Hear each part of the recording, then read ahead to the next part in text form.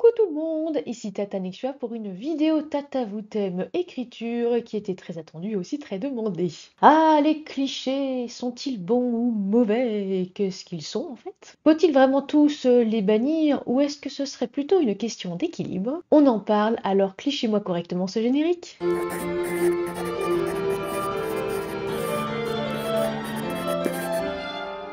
Pour ne louper aucune vidéo, abonnez-vous et activez la cloche. Un cliché en littérature. Le cliché est une figure de style. Oui, oui, oui, oui, oui, oui.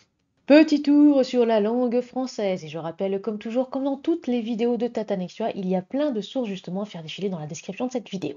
Un cliché est une figure de style qui consiste à employer une expression rebattue fondée sur une image figée devenue banale par l'usage courant qui en a été fait dans la langue française. Passons un petit peu du côté du petit Robert où on trouve péjoratif, idée ou expression trop souvent utilisée. On a aussi banalité, lieu commun, poncif, etc. Sans faire de cours de français, sachez qu'il existe un dictionnaire des clichés littéraires écrit par Hervé Laroche qui rappelle que parfois le cliché fonctionne, attention je cite, parce qu'il est précisément une habitude d'écriture, qu'il a été répété avec suffisamment de constance pour être reconnaissable comme participant d'une expression littéraire. Le cliché joue le rôle d'une étiquette, d'un label, un peu comme quand on colle sur les poulets justement pour garantir qu'ils sont fermiers. Sur la page de la langue française, on a par exemple des personnages clichés comme le libertin, la marâtre, la méchante belle-mère. En même temps, est-ce un vrai cliché? Oups, pardon. Non, non, j'ai rien dit, je referme la parenthèse. Bien sûr, en littérature comme au cinéma, l'emploi du cliché est parfois critiqué, associé à un manque d'inspiration, un manque aussi de créativité, voire une facilité de langage. Oui, ça peut aussi un petit peu nous ennuyer, ça peut, on va dire, aussi être prévisible, parce que du coup, l'écriture est prévisible, on n'est plus vraiment surpris. On peut peut-être aussi parfois déterminer ce qui va se passer. On voit par exemple le méchant qui sera de la famille du héros ou de l'héroïne, son père, sa mère, sa tante, son oncle, etc. Et puis en réalité, c'est juste pour ça qu'il et elle est encore en vie, parce que bah, forcément, dans la vraie vie, certainement pas. Ou aussi les secrets de famille, les jumeaux cachés, ou là, le frère ou la sœur cachée. Après, il y a pas mal aussi d'expressions qui sont devenues des clichés, je vous laisserai découvrir dans les sources, mais il y a le fameux tourner la page, ou encore tremper ses lèvres, ou aussi son sang ne fit qu'un tour, etc. Oui, qui sont des expressions aussi clichés. Ne vous inquiétez pas, on va creuser un peu plus dans les exemples qu'on croise souvent en littérature, peut-être aussi au cinéma, mais je rappelle tout de même que cette chaîne est littéraire pour le moment. Exemple de clichés. C'est parti pour les exemples. Alors là, sur les sites et sur mon Didi, donc sur mon Discord, vous vous êtes un petit peu lâchés. Le pouvoir de l'amitié. Ouais, mais ouais, le pouvoir de l'amitié, tellement repris que ça en devient un petit peu cliché. Oui, effectivement, le pouvoir de l'amitié, que ce soit dans les ouvrages jeunesse, les mangas, et même aussi dans d'autres. En gros, voilà, une fois justement que les amis sont tous ensemble, et ben ils peuvent affronter absolument tous les obstacles, ils n'ont besoin de rien, de personne, des fois même pas d'argent. Non, genre, je vais pas dire le col Lyoko parce qu'il y en a plein justement qui vont aller. Je déteste ça, je connais pas, de toute façon, j'ai même pas envie de connaître. Voilà. Et pour l'instant, nous en sommes qu'à parler des exemples. Est-ce que c'est bon ou mauvais? Attendez un petit peu la suite de la vidéo. Pour le moment, je ne fais que lister les exemples. Le pouvoir de l'amour. Bien sûr, voyons, l'amour résout absolument tout le temps. Il suffit justement de mettre deux personnages, là, allez hop, ils sont ensemble, crac crac, et puis c'est bon, c'est fini, fin. Le héros ou l'héroïne au cœur pur, vraiment, mais excellent et excellente dans tout, même quand ils sont justement débutants et débutantes. Là, j'ai récupéré ce cliché sur Mademoiselle. Attention, je cite, à force de voir revenir en boucle les jeunes héros pas très éveillés, mais au cœur pur, qui hésitent, mais dont on sait très bien qu'ils finiront par partir à l'aventure avec le mentor, la formation, l'épreuve initiatique et compagnie, on se lasse, on s'ennuie. Du moins, je me lasse et je m'ennuie, puisque je reprends les termes d'un article. Fin de citation. Le triangle amoureux. Ce truc pointu là qui souvent n'est pas un triangle, petite fiche, comment écrire une romance. Voilà, où justement j'ai expliqué que souvent non, c'est un dilemme ou un chapeau, ce n'est pas un véritable triangle amoureux retourné en cours de géométrie, de trigonométrie. Ah, d'ailleurs au passage, Fab a aussi eu raison de me parler des carrés, parce qu'il peut aussi exister les carrés amoureux, les vrais carrés amoureux. L'amour entre des personnages sans aucune raison logique. Non, parce que l'autoriste a décidé que, et puis parce que comme ça allait faire avancer un petit peu la trame. C'est pas logique, c'est pas cohérent. Non mais on s'en fiche, hein, personne va le voir. La fin heureuse pour tout le monde. Est-ce que dans la vie, on obtient vraiment tout ce qu'on désire? Vous avez 4 heures. L'antagoniste évident. Comme c'est dit sur À propos d'écriture, le méchant évident. Un personnage clairement identifié comme méchant dès le début, et il y a souvent le cliché que donc c'est le père de l'héros ou de l'héroïne, c'est pour ça qu'il n'allait pas tuer son enfant, juste le torturer un petit peu, mais pas le tuer, bien sûr. Bon bah sauf si c'est un phénix, mais bon. Les révélations surprenantes à la fin de l'histoire. Alors oui, bien sûr, hein, il faut des révélations, etc. Mais plutôt des indices, en fait, disséminés sur tout le long de l'ouvrage, pour qu'après, on va dire, le puzzle se rassemble, plutôt qu'on ait, ben, pataquès de dialogue à la fin. Mais quand je dis un pataquès, c'est pas juste quelques pages, hein, parce que bien sûr, quand les pièces se recollent, il va y avoir un dialogue par rapport à ça. C'est pas du tout ça dont je parle. Là, je parle surtout qu'on n'a absolument aucune explication du tout sur tout l'ouvrage, mais les 2 derniers chapitres à la fin, alors là, tout est bombardé, tout est balancé, et vas-y, voilà. La lutte entre le bien et le mal, souvent représentée par des personnages distincts, et souvent un petit peu aussi qui manquent de diversité. En gros, ça manque de nuances. Pourtant, le monde est plein de nuances. Il y a bien les pires ordures de la Terre qui ne feraient pas de mal à un chaton, et également, il y a des fois de très très riches milliardaires qui ont des grands connards. Et pour autant, il y en a peut-être qui vont dire qu'ils ont bien réussi, qu'ils luttent contre le mal, etc. Bref, je referme la parenthèse. La fille en détresse, et j'ai bien dit la fille en détresse, sauvée par le prince charmant. Bon, non seulement c'est effectivement très réducteur, hein, petite fifiche, faut qu'on parle être une femme sur YouTube, j'en avais déjà parlé. Fille, jeune femme, femme, hein, il y a une petite différence. Car oui, très souvent on va insister sur le mot fille en détresse. Au bout d'un moment on grandit hein, aussi, non? C'est un petit peu aussi comme l'idée de la femme enfant, mais bon, passons. La rédemption, que ce soit dans l'antagoniste ou autre. Moi j'aime bien ce cliché quand il est bien écrit. Quand il faut plonger psychologiquement parlant dans un esprit torturé, l'éveiller à la lumière, ou on va dire le sortir de l'eau de façon logique. Hein, voilà, il était vraiment au fond des abysses et il va remonter. Ne jamais aller tout seul dans les abysses. Souvent, ce cliché n'est pas forcément évident. Je sais que je l'ai fait dans Alix et j'ai mis beaucoup de temps à l'écrire dans Alix parce que bah, le personnage met 3 tomes pour sa rédemption. Parce qu'une rédemption, quand on a fait par exemple des années et des années, je vais dire, de souffrance et autres, et qu'on a un petit peu, on va dire, propagé le mal avec un grand M sur la planète, c'est pas en quelques lignes. Là où ça me dérange, c'est par exemple quand effectivement les personnes utilisent ce cliché ou en quelques secondes ou des fois vraiment juste à la fin, on comprend même pas pourquoi, mais l'antagoniste retourne sa veste. Pourquoi? Il n'y a pas eu d'indice, il n'y a rien eu avant. Ah non, mais comme ça, justement, c'est génial. Mais en fait, vu qu'on est en pause interne et qu'on suit l'antagoniste, ça va pas. Oui, ça aussi, c'est un rapport avec une certaine story Instagram qui est un petit peu passée ces derniers temps. Je rappelle tout de même que quand vous êtes dans un point de vue interne, ben le personnage, entre guillemets, ne va rien cacher. Vous pouvez, on va dire, faire des indices, vous pouvez, évidemment, pas que non plus soit trop évident, il faut que ce soit subtil, mais attention, quand on suit justement quelqu'un du point de vue interne, c'est pas pareil que d'autres points de vue, et idem par rapport à l'omniscient et autres. Enfin bon, ça c'est pas grave, de toute manière, je pense que les personnes vont comprendre. La trahison, souvent d'un ami. Alors ça, c'est le cliché qui m'agace. C'est pas non plus que je suis à fond sur le pouvoir de l'amitié, etc. Mais je suis tout de même une fan inconditionnelle de Stargate SG1, l'équipe qui ne se tire pas dans les pattes, les membres qui se soutiennent. Oui, bien sûr, de temps en temps, il peut y avoir des couacs. Oui, de temps en temps, il peut y avoir quelques quiproquos, bien sûr. Mais c'est agaçant. J'ai pas dit que ça n'existait pas. Je rappelle que je me suis fait un petit peu trahir par mon ex-meilleur ami, c'est pour ça que je n'en ai plus. Et aussi par une amie hein, qui avait voulu BL la magie du destin et qui a balancé un exemplaire sur le web, avec un filigrane qui portait son nom. Donc j'ai pu effectivement savoir très vite qui c'était. Enfin bref. Oui, ça arrive. Bien sûr, on peut avoir été trahi par un proche. Mais est-ce que ce sera toujours, tout le temps, le cas? Et par exemple, est-ce que c'est pas un, mais tous vos amis qui vont vous trahir et aussi faire pas mal de quiproquos, donc causer des dramas? Vraiment. Parce que souvent dans les histoires, livres ou séries, parfois ça vient de façon grotesque. C'est même pas, on va dire, un manque de communication ou quoi que ce soit. C'est juste, moi, des fois, je suis là, je suis en mode WTF, mais pourquoi? Encore, bon, lui, d'accord, il a un fond un petit peu comme ça, un fond un petit peu taiseux, je veux bien, mais pourquoi tous les autres? Parce qu'il faut forcément qu'il y ait une trahison dans un épisode?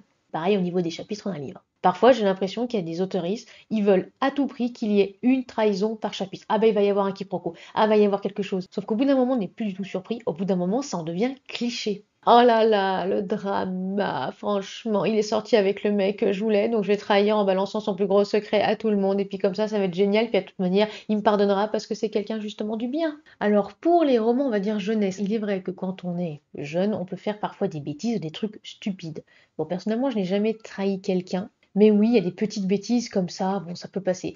En revanche, quand ce sont des adultes, par exemple, qui se connaissent, qui s'apprécient, qui ont l'habitude d'ailleurs de communiquer, mais que comme ça, d'un claquement de doigts, ah, ils communiquent plus. Pourquoi il lui dit pas clairement la chose? Parce que ça éviterait le quiproquo? Ah bah non, parce que sinon l'intrigue elle avancerait pas. Du coup, c'est plutôt un souci, on va dire, de votre structure. Et peut-être même aussi de vos personnages. Si par exemple votre personnage, je vais dire comme ça, est loyal bon, et puis que comme ça, on sait même pas pourquoi, tout d'un coup il devient chaotique mauvais, ça ne va pas le faire, ça va choquer, mais choquer dans le sens où on va décrocher, bah parce qu'on ne va pas comprendre. Et cela n'a rien à voir avec «Oh, t'as vu, hein, franchement, mais tu t'y attendais absolument pas à un plot twist!» Non, c'est cheveux sur la soupe ou comme par hasard. Un petit peu d'ailleurs comme les Deus Ex Machina. Dans ces moments-là, et ça arrive souvent quand vous voulez faire des personnages intelligents, parfois observateurs, etc., mais ben vous n'avez pas l'habitude, ou alors tout simplement des fois vous avez plutôt l'habitude de faire des personnages un petit peu plus moyens et un petit peu stupides. Et par rapport à votre intrigue, ça ne va plus.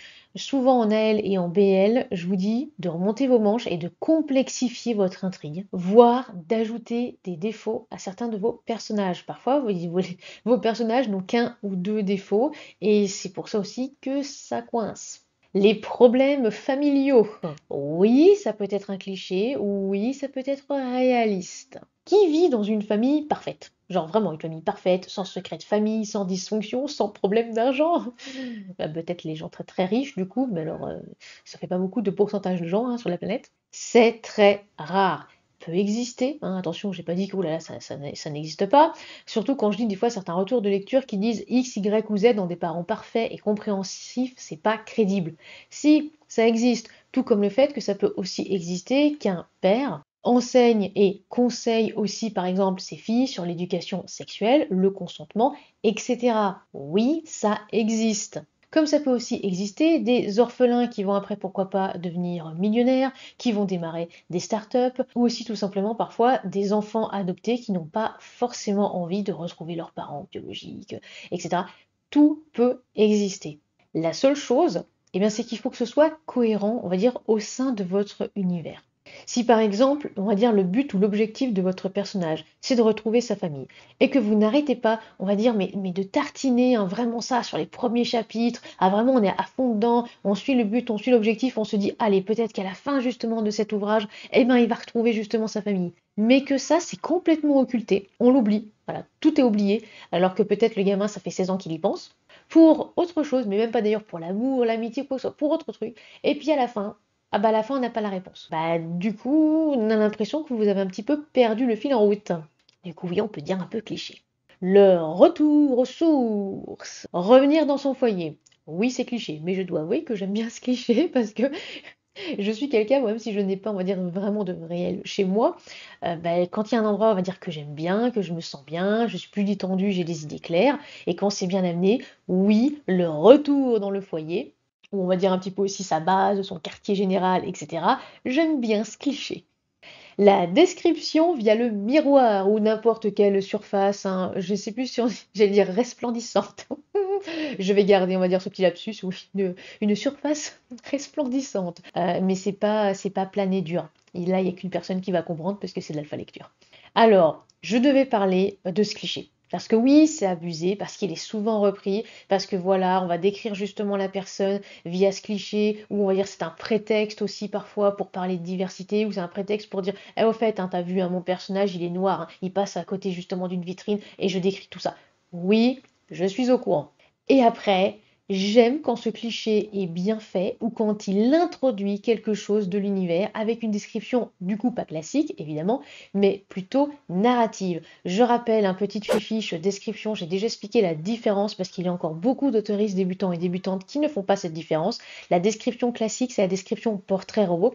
Attention, c'est sûr que si votre personnage est flic, et qu'en plus vous êtes en point de vue interne, très souvent, oui, ça peut être des descriptions classiques. Mais pour la littérature, des descriptions narratives, c'est ce qui va le mieux marcher puisque ce sera intégré à la narration. C'est pour ça d'ailleurs qu'on dit narrative. On va dire pas forcément plus complexe, hein. On ne vous demande pas de décrire quelqu'un sur 10 lignes. Narrative, c'est vraiment, on va dire, fluide. C'est-à-dire ça choque pas du tout. On a la description, ça coule de source. Bref, par exemple, vous pouvez très bien utiliser cette excuse, ce prétexte pour parler de la technologie du miroir. Pourquoi pas? Si on est dans un ouvrage SF, ça ne me choquerait pas du tout que la personne se réveille le matin, que le miroir, par exemple, lui parle et lui dit deux, trois petites choses.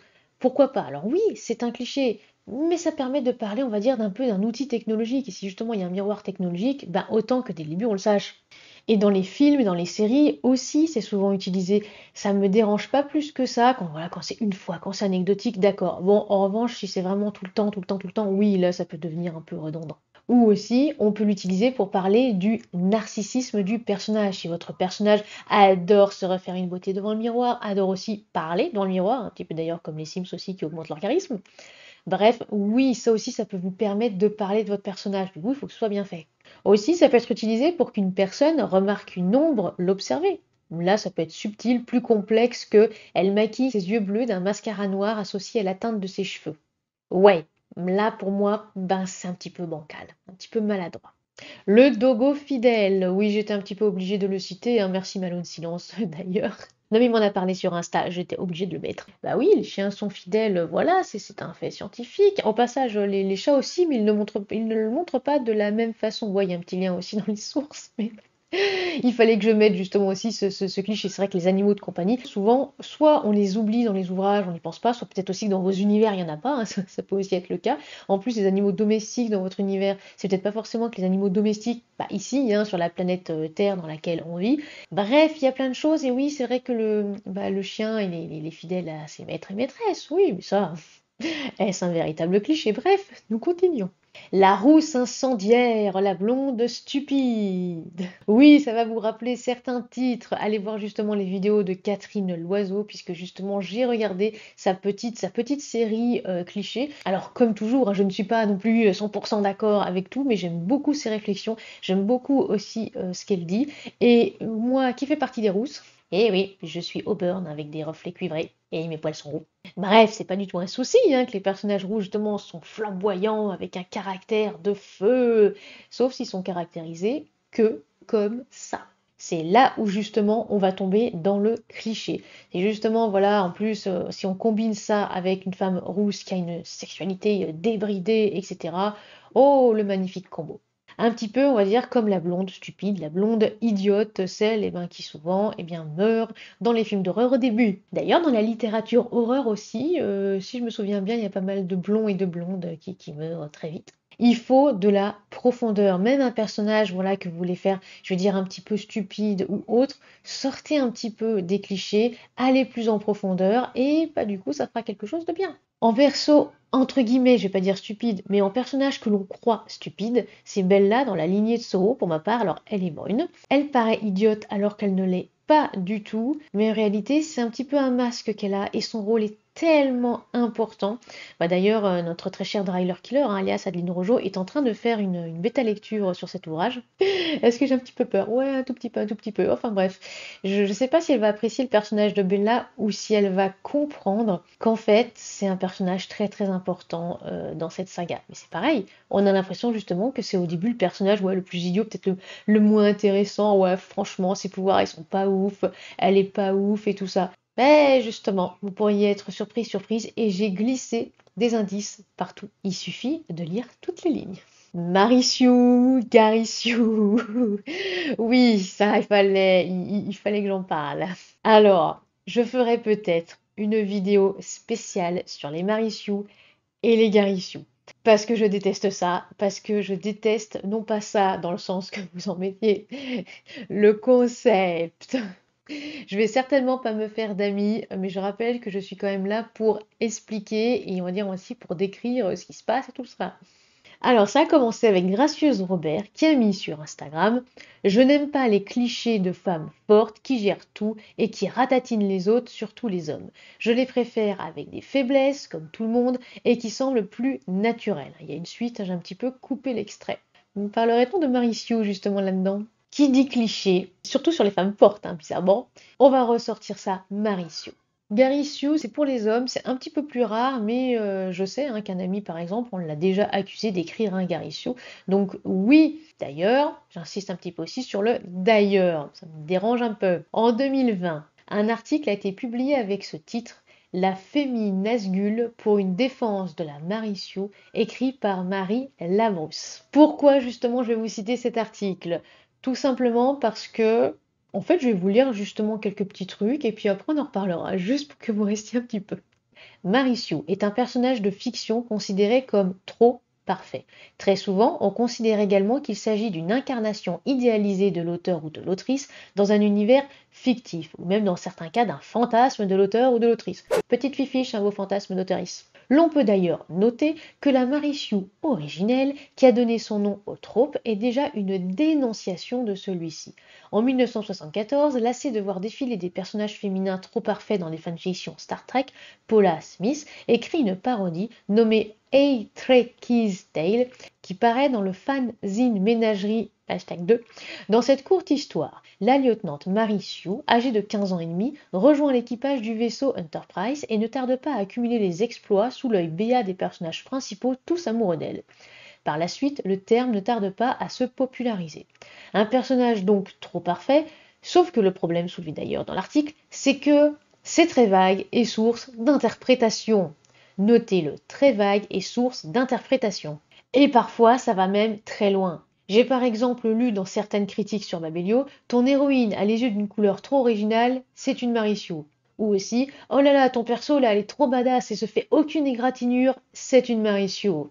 Je l'ai aussi eu d'ailleurs dans La magie du destin, quand on a considéré Maria fille comme étant une Marichou. Alors je crois que vous n'avez pas lu du coup l'ouvrage, parce que alors si Maria est une Marichou, on va avoir quelques petits soucis, surtout vu ce qui lui arrive dans le tome 2. Non, ce n'est pas une Marichou, c'est effectivement un mot comme Garichou qui est souvent utilisé à tort, à travers et souvent jamais bien utilisé. Votre personnage féminin est admiré par tout le monde, c'est une Marichou. Et du coup, les personnages masculins, c'est Garichou ou pas? Ah, c'est pas tout le temps pareil.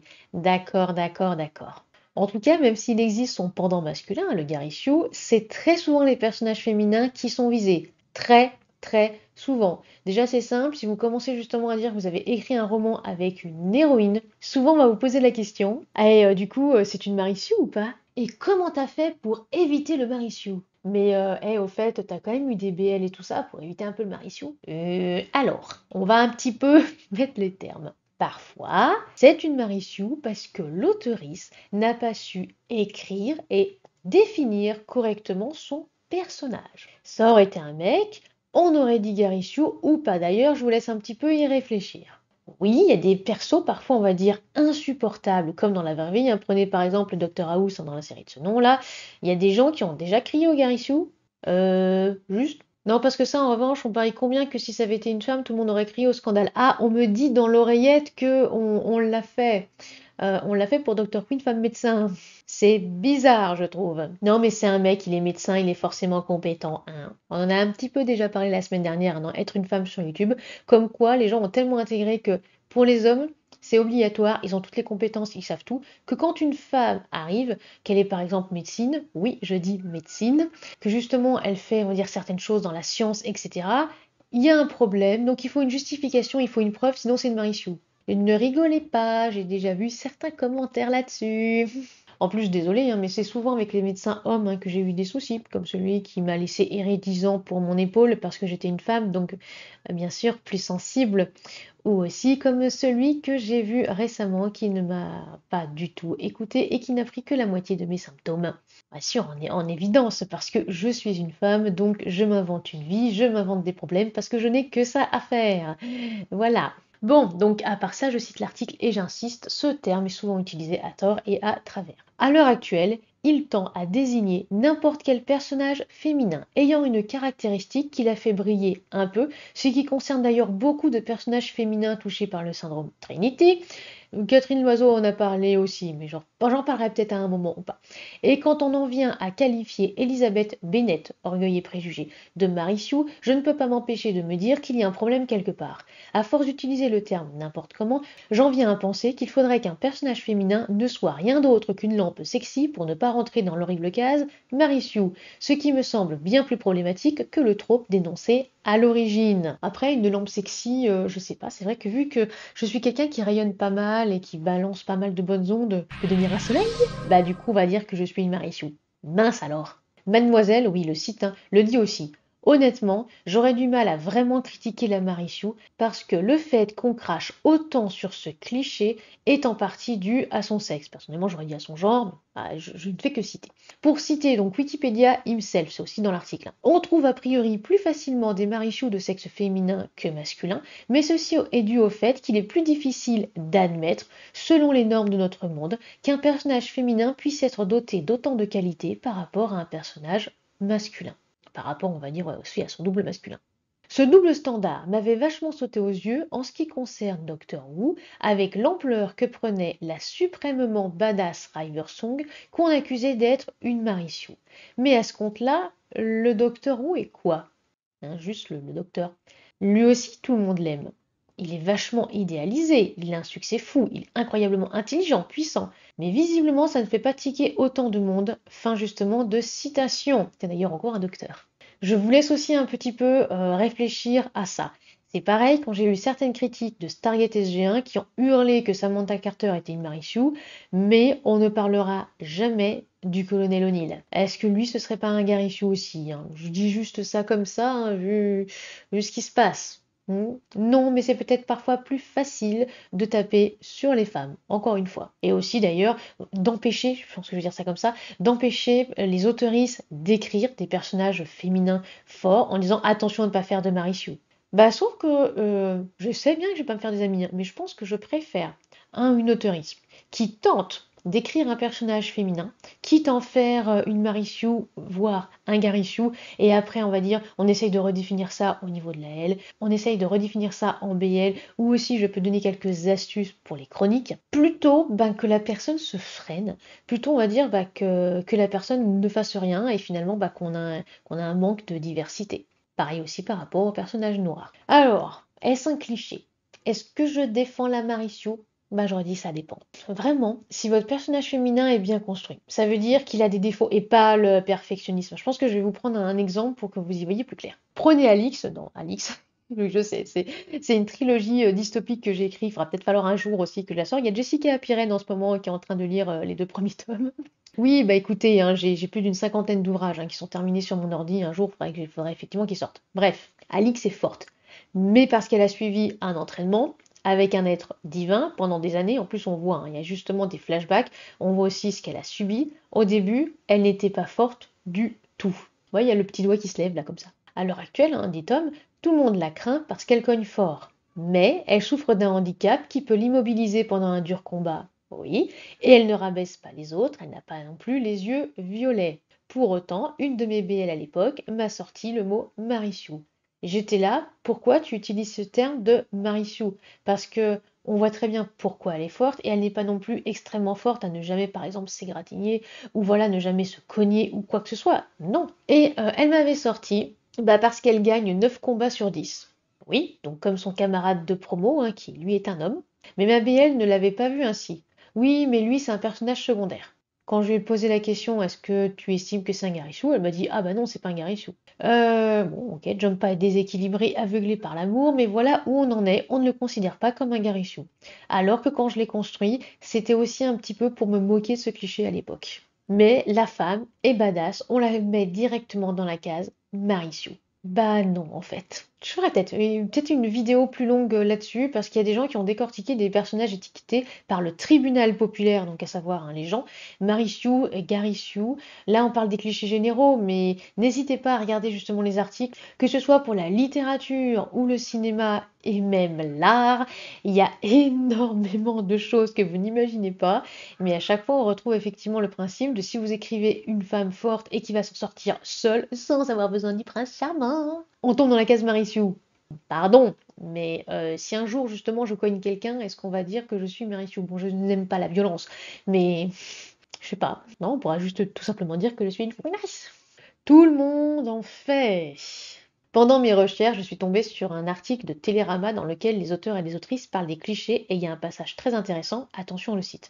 Une lectrice attentive le lui a récemment soufflé lors d'une rencontre autour de son dernier né, L'Inventeur aux éditions Rivage. Cette dame m'a fait remarquer que le mot silence revient sans cesse dans mes livres. Fin de citation. Bonnefoy compte désormais le faire taire. La prochaine fois, je ferai un CTRL plus F dans mon manuscrit. Ça ne vous rappelle rien, cette petite astuce en plus? Oui, même les autoristes de grande ME le font, et les autoristes en AE qui gagnent vraiment beaucoup d'argent le font et usent des clichés.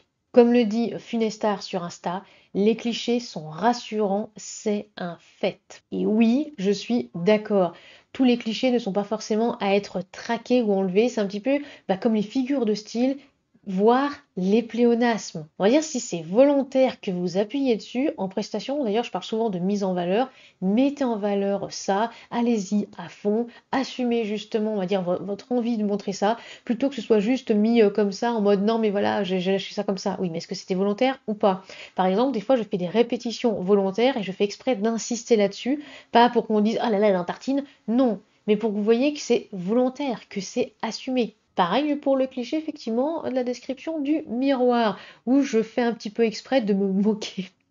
Un petit peu exprès de me moquer de ces clichés. Les clichés, c'est rassurant, en fait. C'est vrai que je ne me vois pas dire à un ou une auteurice ah là là, attention, ne mets pas ce cliché, c'est vraiment ridicule, arrête. Non, ça dépend, c'est vraiment à voir au cas par cas. Donc plutôt que de dire ah là là, mais franchement, tout ce que tu as écrit, c'est cliché, hein, c'est à jeter à la poubelle, oh, on prend du recul, on respire un petit peu, d'accord? Les clichés qui deviennent vérité et c'est malheureux. Oui, il fallait aussi que je fasse un petit point là-dessus. Comme le dit Fabiola dans son super podcast Diversité, il y a effectivement le lien dans les sources de cette vidéo et je vous invite beaucoup à vous abonner à son podcast et à écouter aussi ce qu'elle dit car c'est très juste. Le dernier là que j'avais lu, je crois que c'était sur le blasphème, je crois. C'était religion, blasphème, il y avait quelque chose comme ça. C'est d'ailleurs très intéressant. Les lectrices à force de lire, d'entendre les mêmes choses, les engrangent et le cliché devient vérité à leurs yeux. Fin de citation. Ça, c'est un peu un problème pour certains éléments. Je vais parler d'un cliché qui me touche particulièrement. Les gros bouffent tout le temps et puent. Ou aussi, pourquoi dit-on que les roues puent? À l'époque, en automne ou au printemps, quand on faisait sport dehors à l'école et que ma mère en plus ordonnait au coiffeur de me couper les cheveux courts avec le soleil, avec mes reflets cuivrés, on avait vraiment l'impression que j'étais rousse. Et en plus, vu que j'avais quelques petites taches, on va dire, au niveau des joues, c'était pas non plus des taches de rousseur, on n'avait pas partout, mais j'en avais quelques-unes. C'était vraiment le combo affreux. Sans oublier aussi que je suis allergique au soleil. Oui, ça existe, et je ne suis pas un vampire. Je vous ai mis quelques liens pour arrêter d'ailleurs avec la grossophobie et les discriminations de toutes sortes, mais ça c'est vraiment un cliché avec des fois des termes qui m'agacent déjà parce que je suis concernée, mais aussi qui m'agacent parce que ce sont des clichés qui sont devenus pour certaines personnes des vérités alors que c'est faux. Je suis obèse, pourtant je ne me goinfre pas. Et non, je ne bois pas de soda, non, je ne vais pas manger au fast-food, etc. Puis je me lave avec du savon et je mets du déo aussi, et un petit peu de parfum quand je sors et que je vois des gens. Pour le parfum, c'est rose noir, parce que j'adore. Il y avait aussi un moment le Very Irresistible de Givenchy. Donc quand des fois je lis dans les ouvrages des personnes qui ont intégré ça comme idée reçue et qui vont dire que la personne est grosse parce que de toute façon elle mange beaucoup et puis elle est sale et puis elle pue, etc. Vraiment, non seulement ça me met mal à l'aise, mais vous n'imaginez même pas en plus à quel point vous êtes dans le faux. Et souvent, il n'y a aucun contrebalancement. J'en avais d'ailleurs déjà parlé dans d'autres vidéos. Le problème n'est pas par exemple de faire un personnage raciste ou un personnage grossophobe. Le problème est de contrebalancer pour que ça ne devienne pas, on va dire, une vérité et que ça ne devienne pas, hey, au fait, tu sais, là, ce qu'il a écrit, c'est comme ça. Non. Ah si, bien sûr, il n'y a pas de contrebalancement. Ça, c'est un petit peu, on va dire, dérangeant. Un petit peu, on va dire, comme le terme, oui, de toute façon, les gros et les grosses, ça peut rouler justement sur nous-mêmes et tout ça. C'est absolument pas souple, c'est ceci, cela.